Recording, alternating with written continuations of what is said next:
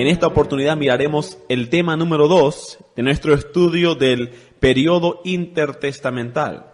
Si usted escuchó la primera parte, ya sabe a qué me refiero. Pero, para repasar, el periodo intertestamental, según los teólogos y historiadores cristianos, habla de los años entre la caída del primer templo hasta la caída del segundo templo.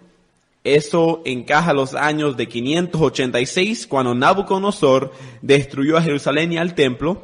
Luego fue reconstruido en 515 y finalmente fue destruido una segunda vez, esta vez ya llamada el templo de Esdras y luego el templo de Herodes, en el año 70 después de Cristo. Entonces, 586 antes de Cristo al año 70 después de Cristo. Esto lleva a ser más de 600 años, en una época cuando Dios no estaba callado. Dios estaba obrando, actuando, ayudando a su pueblo. Y unas profecías importantes también se estaban cumpliendo, incluyendo lo que era los 70 años del cautiverio babilónico, profetizado por Jeremías y muchos otros. En fin, cuántas cosas interesantes no pasaron durante ese tiempo. Y lo que queremos hacer con nuestro estudio es mirar esta época. Los judíos no lo llaman el periodo intertestamental porque no creen en el segundo testamento, pero lo llaman el periodo del segundo templo, de la época cuando fue destruido el primer templo, reconstruido y otra vez destruido. Mismo tiempo, pero lo llaman el periodo del segundo templo. Bien, vamos a ver que Dios usó a grandes profetas como Daniel, Ezequiel, Jeremías y la mayoría de los profetas menores para hablar y profetizar cosas durante ese tiempo acerca de la política, el futuro de Israel y también acerca del Mesías venidero que vendría ya después, que vendría durante este tiempo, pero al final, ya cuando está debajo del poder de Roma. Bien. También hemos visto que hay 4 imperios predominantes durante esta época. Estos 600 años ven 4 imperios sobresalientes que uno después de otro toma el poder mundial, digamos. No que conquistaron todo el mundo, pero conquistaron unas partes enormes, territorios muy amplios y extensos donde dominaba un solo rey. Bueno, el primer imperio fue el imperio babilónico, que tomó el lugar al imperio de Asiria, el cual era fuerte, feroz, bárbaro, pero no tan grande como el de Babilonia, ni tan poderoso ni glorioso. Babilonia es seguido por el imperio medo-persa. Luego sigue el imperio griego, empezado por el famoso Alejandro Magno, y finalmente el imperio romano, que básicamente toma todo lo griego y lo sigue usando, el modelo cultural, político y religioso. Más acerca de eso en otra ocasión. En esta oportunidad queremos mirar los 2 imperios sobresalientes que son el imperio babilónico y el imperio medo-persa. Comencemos con el imperio babilónico.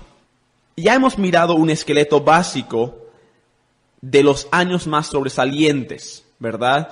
Desde el año 620 en realidad, para adelante hasta el año, ya pasando el año 70 cuando el templo es destruido por los romanos.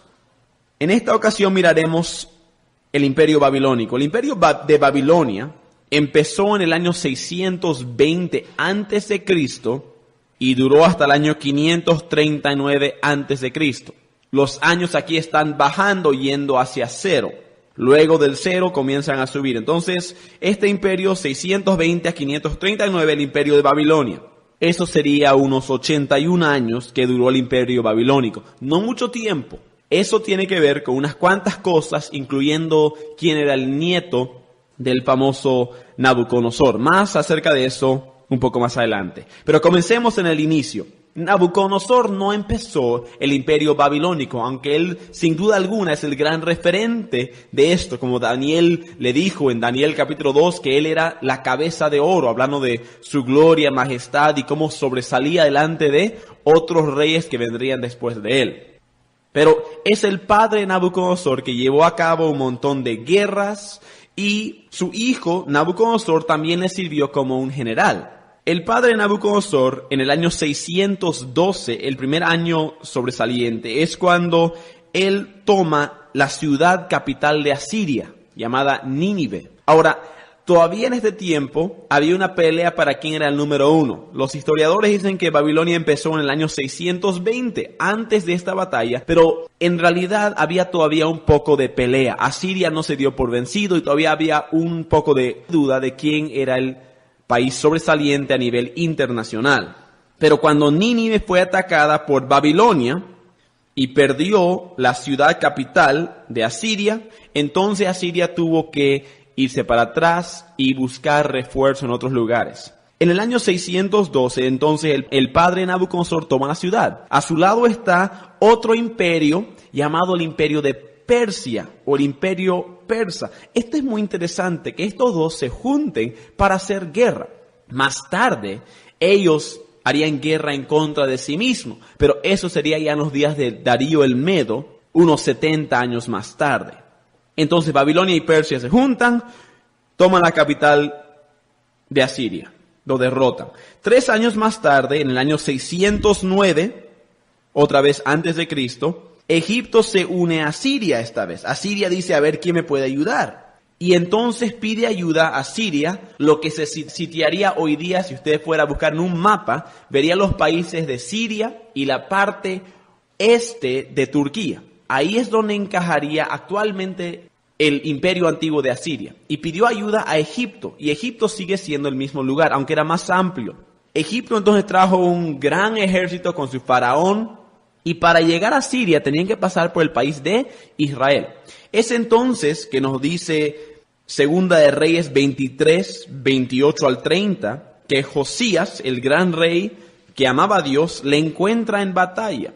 Pero según el faraón, él había sido mandado por Dios para ayudar a Asiria y que Israel no debería interponerse. Bueno, parece que en este caso Josías sí se equivocó y pagó por este error siendo matado por el faraón de Egipto mientras él iba a apoyar a Asiria. Leamos lo que dice Segunda de Reyes 23, 28 al 30. Los demás hechos de Josías y todo lo que hizo, ¿no está escrito en el libro de las crónicas de los reyes de Judá? En aquellos días Faraón Necao, rey de Egipto, subió contra el rey de Asiria. Subió contra el rey de Asiria al río Éufrates. Otras palabras, junto con Asiria fueron al río Éufrates para defenderse en contra de Babilonia y otro ataque. Salió contra él el rey Josías, pero aquel, así que le vio, lo mató en Megiddo o el valle de Megiddo. Y sus siervos lo pusieron en un carro y lo trajeron muerto de Megiddo a Jerusalén y lo sepultaron en su sepulcro. Y en fin, muere y un hijo suyo es puesto, un hijo muy malvado es puesto, y Israel pierde quizás su mejor rey en los últimos 100 años de lo que sería Israel con reyes. Bueno, ahora que Egipto llega a ayudar a Siria, ellos se oponen en contra de Nabucodonosor, pero otra vez pierde. Y otra vez sale victorioso Babilonia.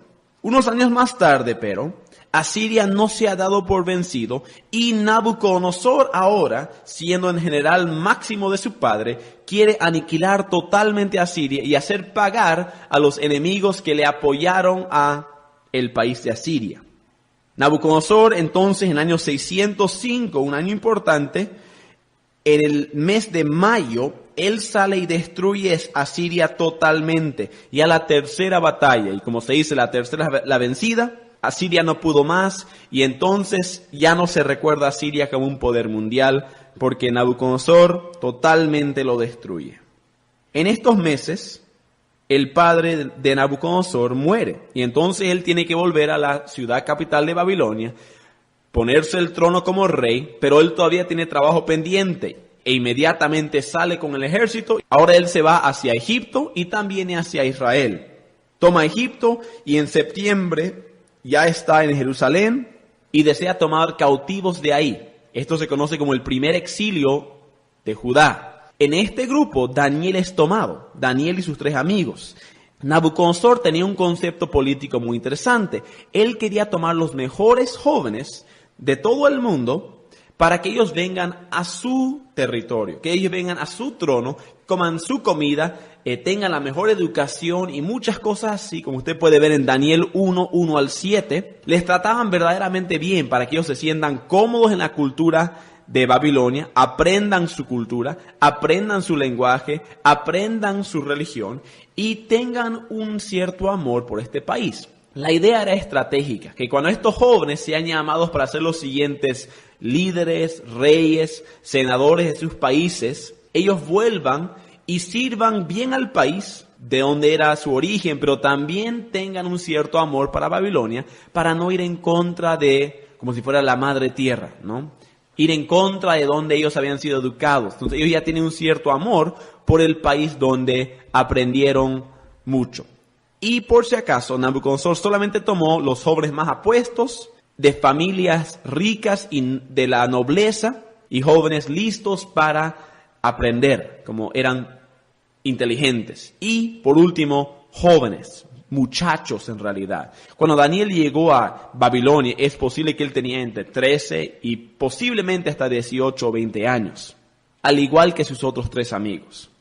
Bien, ahora es curioso pero esto porque Babilonia, cuando fue y tomó países, no les quitó todo su poder, no le quitó sus reyes. El rey en Judá en este tiempo era Joacim, y Nabucodonosor deja que él siga siendo rey, solo y cuanto él ponía atención de no romper las leyes que había impuesto Nabucodonosor y pagaba su impuesto. Entonces Babilonia es bastante distinto a cómo funcionaba Asiria. Asiria era conocido por ser un imperio terrible y brutal que dispersaba a las gentes.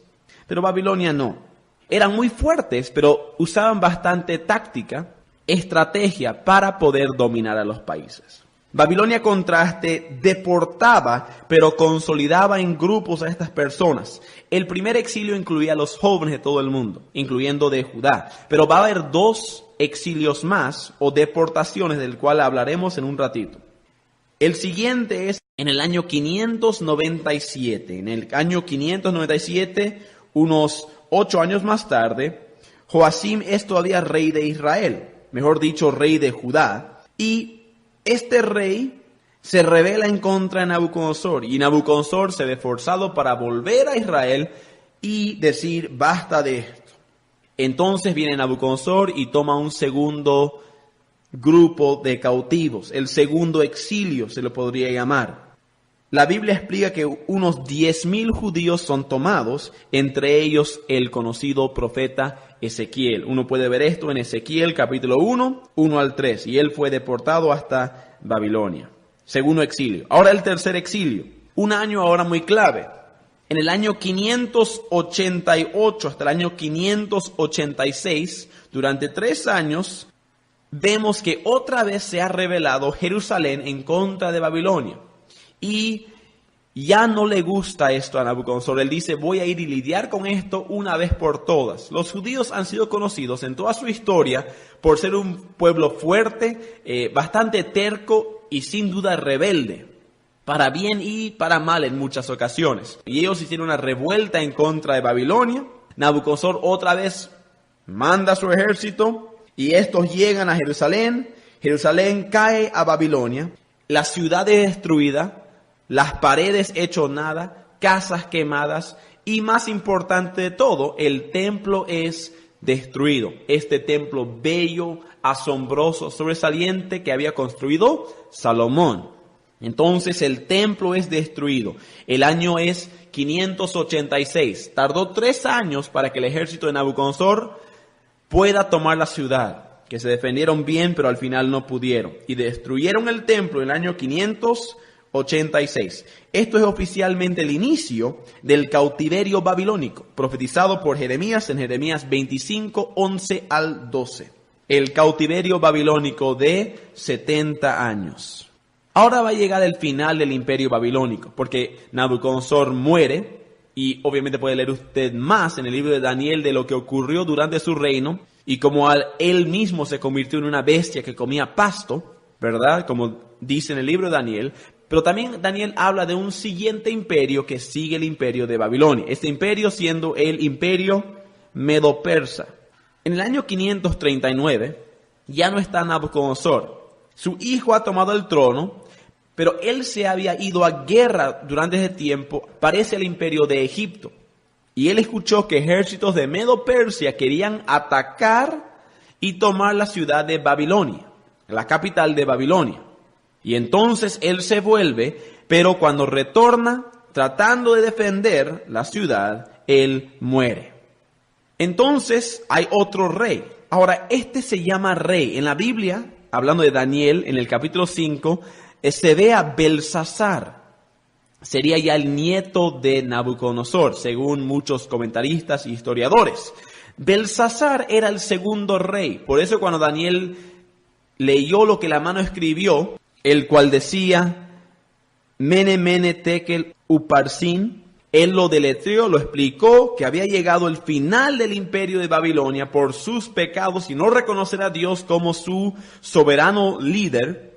Belsasar no escucha lo que dice Daniel, no le importa hacer algún cambio, está ahí borracho en su fiesta en el año 539 y le da a Daniel ¿qué puesto? El tercer puesto en todo el imperio. ¿Por qué? Porque él era el número 2. No podía dar un puesto más alto que el número 3. Porque él era todavía el rey número 2 después de su padre. Ahora, en ese tiempo seguramente él no sabía que su padre había ya sido derrotado por, en este caso, Ciro el Grande, por Daniel llamado Darío de Media. Bien, entonces, cae. Cuando el padre de Belsasar, llamado Nabónido, vuelve a defender a Babilonia, él pierde contra Darío. La ciudad es tomada sin pelea. ¿Por qué? Porque según Daniel 5, el ejército de Medo-Persia entra por los canales de agua. Es curioso, Babilonia era famoso por riqueza, por su buena economía, por mucho oro, muchas cosas impresionantes, por los jardines colgantes, que en los techos ponían grandes jardines, y también que en la ciudad corría agua por toda la ciudad, como en vez de tener cuadras de caminos, tenían cuadras divididas por agua limpia que corría por la ciudad, donde ahí podían tomar agua, y era como tener agua a domicilio, algo totalmente desconocido en ese tiempo. Y también se cuenta que tenían hasta formas de saneamiento en la ciudad, que uno podía usar el baño y no tener que salir fuera de la ciudad, que ahí mismo había para llevarlo afuera. En fin, estaba muy avanzado la ciudad de Babilonia y era también muy orgulloso y nadie más que su propio rey. Pero Darío vio una debilidad en esta ciudad, vio que donde salía el agua, ahí podía entrar su ejército, por unos túneles que entraban por las paredes de la ciudad. En fin, eso fue el año 539. Esto nos lleva ahora al siguiente imperio. Babilonia dura unos 81 años, Nabucodonosor hace un gran trabajo, Nabónido, su hijo, hace un gran trabajo, pero Belsasar no toma precauciones, no escucha a Daniel y pierde la ciudad en una sola noche sin pelea. Cuando todos estaban ahí festejando, borrachos, en fin, como usted puede ver en Daniel, capítulo 5. Siguiente viene el imperio de Medo-Persia. Medo-Persia duró mucho más que el imperio de Babilonia. Medo-Persia oficialmente era el imperio mundial entre el año 539 al año 313 antes de Cristo. 539 a 313. Estamos hablando de unos 200 años. Bien, ahora, ya hemos hablado del año 539, pero vamos a ir atrás un poquito. Darío de Media es el nombre que Daniel da a este rey. Darío de Media nació en el país de Media, ¿ya? Media era como el hermano menor de Persia, era un país que tenía similar cultura, pero era al sur, ¿ya? Lo que sería actualmente la parte sur de Irán. Y Persia sería la parte actual de el resto de Irán al norte, que es un país bastante grande en el Medio Oriente. Persia había sido aliado de Babilonia, pero cuando ya estaba decayendo un poco el poder político de Babilonia, Medo-Persia comenzó a surgir. Pero se cuenta que Persia tenía malos líderes y estaban buscando un nuevo líder. Entonces, sabiamente, el rey de Media, el país inferior, viene a decir, yo les puedo ayudar. Su nombre, Darío de Media. Darío llega y presenta una idea con su ejército y con sus funciones políticas. Logra juntar todo el país bajo su reinato, que él llamó el imperio medo-persa, ¿verdad? Pero él nunca perdió el nombre de Media, porque así yo he venido de Media. Ahora, en el año 546, unos años antes que él tome la ciudad de Babilonia, lo cual era su deseo de él sabe que no puede tomar la ciudad solo. No puede tomarlo con la economía que tenía, ni con el tamaño de ejército, y desea juntar más hombres. Entonces él se va por el norte de Babilonia, lo que sería actualmente Irak, y se va hasta lo que es actualmente Turquía, la parte oeste del país actual de Turquía, en su tiempo llamado Asia Menor. Se cuenta en mito, no sabemos cuál verácito está la historia, que había un rey muy rico, fantásticamente rico, y que llegó Darío, tomó ese dinero, ese oro, toda la riqueza, tomó un ejército de ahí, lo juntó con el suyo y entonces se preparó para atacar la ciudad de Babilonia. Entonces él, mediante su gran inteligencia, puede tomar la ciudad en el año 539, un año importante porque da inicio al imperio medo-persa, y lo toma en una sola noche, cuando estaba reinando Belsasar. Una de las primeras cosas que él hace es dejar que los judíos retornen a Jerusalén. Usted puede leer esto en Esdras 1, 1 al 4. En su tiempo va a haber 3 retornos a Judá, 3 distintos retornos. Primero va Zorobabel, luego Nehemías, finalmente Esdras. 3 retornos a la ciudad. Al igual que hubieran 3 exilios, 3 veces retornan para reconstruir las paredes y finalmente el templo. Ahora un detalle importante. En el libro de Daniel, el rey que toma Babilonia se llama Darío de Media. En otros lugares, él se llama Ciro el Grande. Esto puede causar bastante confusión, porque otros eruditos y historiadores antiguos lo llaman Ciro el Grande. Esto ha causado bastante discusión, pero según lo que yo he podido estudiar, la respuesta que más convence es que Darío de Media y Ciro el Grande eran muy posiblemente la misma persona, que Darío era un nombre como de línea de realeza, como el nombre de Faraón o César. No era su nombre, era algo puesto al lado de su nombre para dar a saber quién era. Unas cuantas cosas nos hacen pensar esto, porque cuando Darío de Media tomó la ciudad de Babilonia tenía 62 años. Esto nos dicen otros recursos antiguos, que le llamaban Ciro el Grande. Ahora, también otras cuantas formas de interpretar cómo podría ser que Ciro el Grande podría convivir con Darío de Media. Quizás eran 2 hombres distintos. Yo pienso que eran las mismas personas, pero ese estudio es bastante largo, difícil, pero yo confío en el libro de Daniel por sobre cualquier otro libro de historia, porque Daniel es más antiguo que los libros escritos por historiadores romanos, que eran conocidos por tener bastantes errores en lo que ellos decían. Y Daniel, siendo una persona que trabajaba personalmente con Darío, hubiera sabido la historia y hubiera sabido su nombre correctamente. Y quizás más tarde se equivocaron en nombrarle otra cosa o nombrarle según era reconocido en ese tiempo por los griegos. Bien, ahí lo voy a dejar ese tema, pero bueno, Darío de Media o Ciro el Grande fue un gran líder. Y como ya les dije, él permitió que los judíos retornen a su país, al igual que dejó retornar a cualquier otras personas a sus países de origen. Algo que, sin duda alguna, le hizo un rey muy querido a nivel internacional. También él no solamente permitió que reconstruyan las paredes y el templo, él pidió que lo hagan. Él quería que vayan y vuelvan y puedan construir sus paredes, que Jerusalén sea reconstruida y que terminen su templo, con una sola condición: que ellos oren a su Dios por el bienestar del rey de Persia. Bueno, en fin, cuando llega el año 515, un año clave, muy clave, es entonces que vuelve Esdras. Usted puede ver toda la historia en el libro de Esdras, como él detalla lo que ocurrió antes de él y también habla lo que él hizo. Cuando volvió a Jerusalén, reconstruyó el templo. El año 515, el día cae exactamente 70 años, según el calendario judío, de la destrucción del primer templo. Cuando Nabucodonosor destruyó el templo en 586, uno cuenta 70 años según el calendario judío, que es un poco diferente al nuestro, porque los meses solamente tienen 30 días por mes y no hay excepción. Entonces llega el año 515, 70 años, el cautiverio babilónico oficialmente terminó, porque el templo fue destruido y reconstruido durante 70 años exactamente, y se cumplió al pie de la letra la promesa de Dios.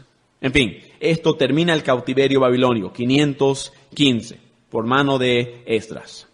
Después de que reine Darío de Media, 3 reyes vienen después de él. Y finalmente llega un cuarto rey, llamado Darío el Grande. Él es la altura del imperio, él es un gran rey, alguien que hace unas cosas muy importantes, muy interesantes. Él defiende su imperio. En ese tiempo el enemigo ya no es tanto Babilonia ni Asiria, pero es el creciente grupo de los griegos. Bueno, esta época, estas guerras se llaman las guerras medas. Vamos a hablar más de esto en el siguiente tema cuando hablamos del imperio griego comenzado por Alejandro Magno. Pero antes que llegue Alejandro Magno, hubieron un montón de guerras llamadas las guerras medas entre los de Persia y los de Grecia.